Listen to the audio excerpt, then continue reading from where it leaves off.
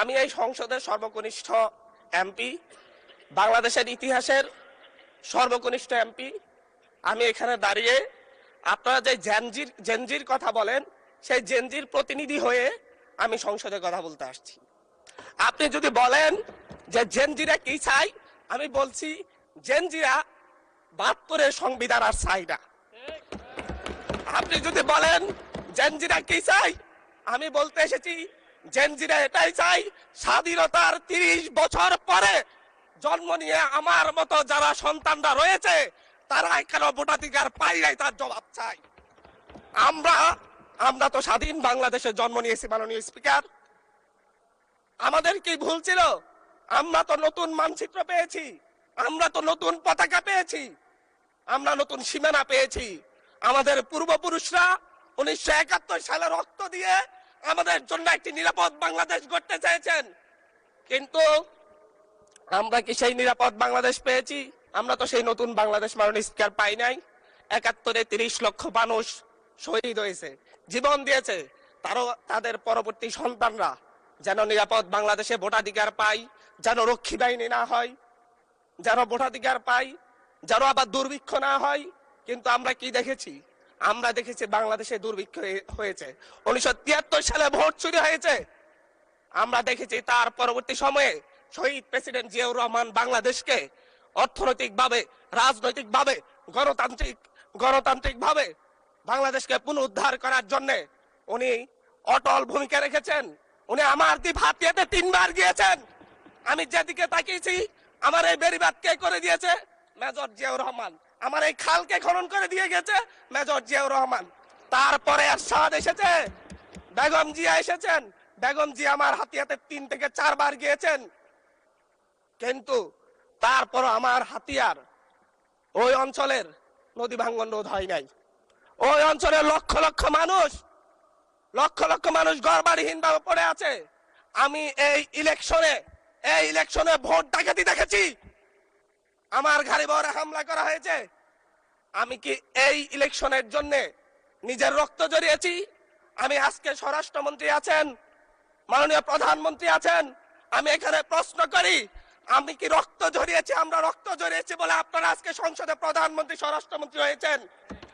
রক্ত ঝরার পরে, রক্ত ঝরিয়ে গুলিবিদ্ধ হয়ে ৩ দিনের মাথায় গুলিবিদ্ধ হয়ে, দয়া করে থামো। ১৪৪ ধারার মধ্যে আবার নিজেই গুলিবিদ্ধ পা নিয়ে বের হয়ে গিয়ে সংবাদ সম্মেলন করে বলেছি আবার রাস্তায় নামুন, হাসিনা পতন হতে হবে।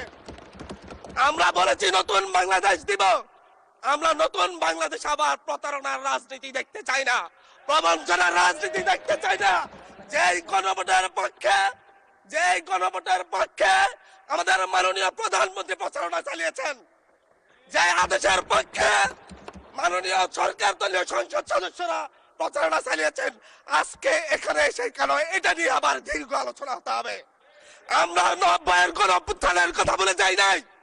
৩ জোটের রূপরেখা হয়েছে, বাংলাদেশ গণতান্ত্রিক ভাবে উত্তীর্ণ হবে কথা দেওয়া হয়েছিল, কিন্তু ৯৪ সালের মাগুরার নির্বাচন কারা আয়োজন করেছিল?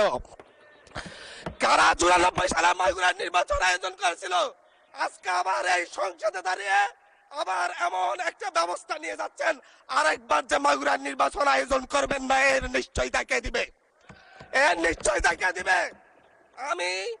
আমি আমার সবচাইতে কম বয়সী প্রার্থী হিসেবে নিজের প্রার্থীটা জমা দিয়ে এলাকায় গিয়েছি প্রচারণা করতে।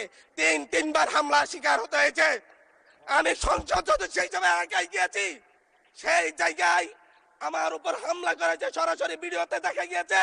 অস্ত্র নিয়ে, দেশীয় অস্ত্র নিয়ে আমাকে কোপাতে আসা হয়েছে। তারা কারা? ওরা তো তারাই যাদের প্রত্যেকের হাতে বিএনপি দলীয় নেতা কর্মীদের রক্ত লেগে আছে, প্রাণ লেগে আছে। এই বিশ্বাসঘাতকতা মাননীয় স্পিকার, এই রাষ্ট্র আর সইবে না। আপনারাও সইতে পারবেন না। বিশ্বাসঘাতকতার মূল্য এই দেশে আবার দিতে হবে আপনাদেরকে।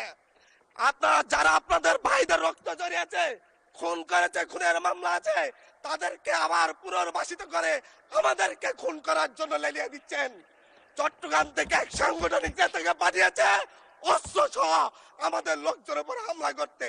ভোটের দিন সকালবেলা থেকে প্রত্যেকটা ভোট কেন্দ্রে অস্ত্র দিয়ে মহড়া দিয়েছে।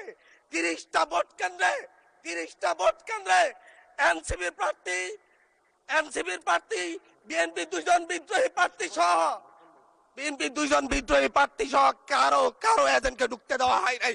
এটার জন্য কি আমরা আমাদের রক্ত ঝরিয়েছি? মাননীয় স্পিকার, ইলেকশনের একদিন পরে আমাকে আর 1 মিনিট বাড়িয়ে দিবেন মাননীয় স্পিকার, 1টা মিনিট। মাননীয় স্পিকার, ইলেকশনের পর দিন এক নারী অভিযোগ করেছেন, এক নিরীহ নারী, ওনাকে ধর্ষণ করা হয়েছে শুধুমাত্র শাপলাগড়িতে ভোট দেওয়ার কারণে। 1 ঘন্টার মধ্যে মাননীয় স্পিকার, একজন ভুক্তভোগী নারী অভিযোগ করেছে ওনাকে ধর্ষণ করা হয়েছে শাপলাগড়িতে ভোট দেওয়ার কারণে। সার্কেল এসপি 1 ঘন্টার মধ্যে বলেছে এই ধরনের কোনো ঘটনা ঘটে নাই। আজকে 42 দিন পার হয়েছে, এখনো ডিএনএ রিপোর্ট আসে নাই। মামলা নিতে 3 দিন দেরি হয়েছে। সিভিল সার্জন অফিস তদন্ত কমিটি করে দিয়েছে, তদন্ত কমিটির রিপোর্ট জমা দিয়েছে, ভুক্তভোগী নারী জানে না তার তদন্ত রিপোর্ট কি এসেছে। এই ভয়াবহ পরিবেশ তৈরি কারা করছে? আমার মনে হয় স্বরাষ্ট্রমন্ত্রী আইনের ব্যাখ্যা না দিয়ে, আইনমন্ত্রী আইনের ব্যাখ্যা দিবেন, স্বরাষ্ট্রমন্ত্রীর এসবে মনোযোগ দেওয়া দরকার। স্বরাষ্ট্রমন্ত্রী মনোযোগ দেওয়া দরকার। সারা দেশে কোথায় কোথায় সন্ত্রাসীরা রয়েছে সেই সকল সন্ত্রাসীদের তালিকা করে তাদেরকে বিচারের ব্যবস্থা করা দরকার। স্বরাষ্ট্রমন্ত্রীর উচিত ধন্যবাদ মাননীয় সদস্য। নেতা কর্মীরা হত্যার শিকার হয়েছে তাদের বিচারের ব্যবস্থা করা দরকার।